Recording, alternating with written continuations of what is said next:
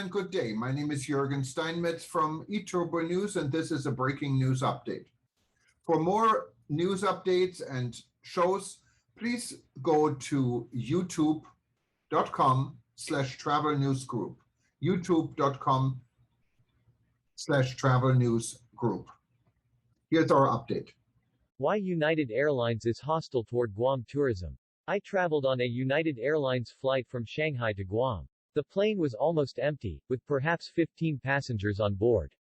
I returned from the UNWTO General Assembly in Chengdu, China. This was a report on eTurboNews in September 2017. Looking at reservation load and seat maps on other flights to Guam on United Airlines, it appears flights from Japan, China, and even Honolulu are flying with very few passengers on board. According to a 2017 statistic from a UK research company, international arrivals into the U.S. territory went down almost 65% after two threats were received by North Korea to send a nuclear bomb to Guam. The nuclear threat, of course, is no longer a threat in 2022, but emerging out of COVID-19 and many restrictions still in place in Asia, tourism is slowly improving in the U.S. territory. What has remained is that United Airlines still holds a monopoly on direct flights to Honolulu and beyond without having to detour outside the United States.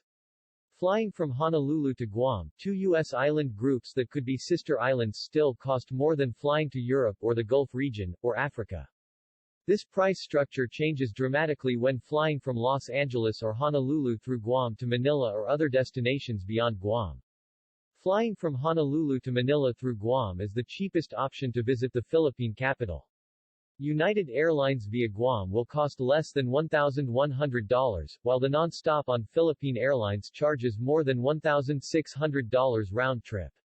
If one is planning to stop in Guam for a day or two, airfares from HNL to Manila, for example, jump easily from $1,000 to more than $3,000. It makes tourism for Guam by fellow American travelers impossible and is definitely hurting the economy in Guam even more. Here is the problem. United Airlines is holding a monopoly by a U.S.-based carrier for direct flights between U.S. destinations and the U.S. territory of Guam. No foreign carrier is allowed to compete with United on this route. Many airlines like Emirates contribute to stopping over tourism in Dubai, and Turkish Airlines is the main contributor to stopping over tourism in Istanbul. It counts for many carriers that show responsibility to their home base, including Singapore Airlines, Lufthansa, Thai, and many more. Why is United Airlines so hostile and non-supportive to the travel and tourism relaunch of Guam? eTurboNews tried to ask this question, but there was no response, as there was no response in 2017. I will be traveling from Honolulu to Manila to attend the upcoming WTTC summit and would have loved to relax a day or two in Guam. Unfortunately, this is impossible and not affordable, said Jürgen Steinmetz, publisher of eTurboNews and a 3,000,001 Kelvin flyer at United Airlines.